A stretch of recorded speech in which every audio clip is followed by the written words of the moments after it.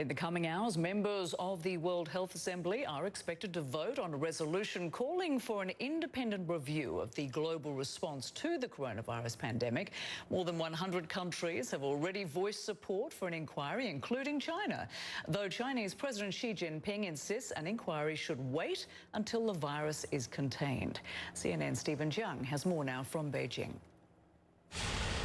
Rosemary, China is now supporting this resolution, which includes this much talked about international inquiry into the global response to the pandemic. But the way Beijing is framing this is not the kind of independent international inquiry demanded by its critics. Instead, this is an impartial evaluation led by the WHO based on science and professionalism, and only to be conducted after the pandemic has been brought under control. And the Chinese President Xi Jinping, in his address to the forum, also highlighted the positive role played by the Chinese government in this global fight against the virus.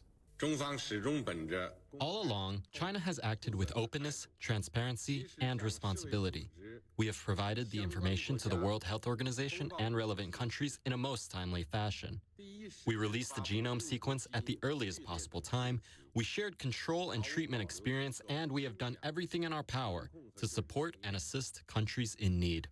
Mr. Xi also made several major pledges, including donating $2 billion to the global fight against the virus over a 2-year period, and to set up a logistics center to ensure the flow of medical supplies around the world, especially to Africa, where they're also helping build a pan-regional health authority headquarters, not to mention debt relief measures for African nations. And all these moves viewed to be very strategic, especially by U.S. officials, with some of them calling the $2 billion pledge as a token to distract calls from a growing number of nations demanding an investigation into China's response to the pandemic. And the African initiatives also viewed to be a move to counter backlashes against Beijing because of some recent reports of discrimination against African nationals in China's fight against the virus.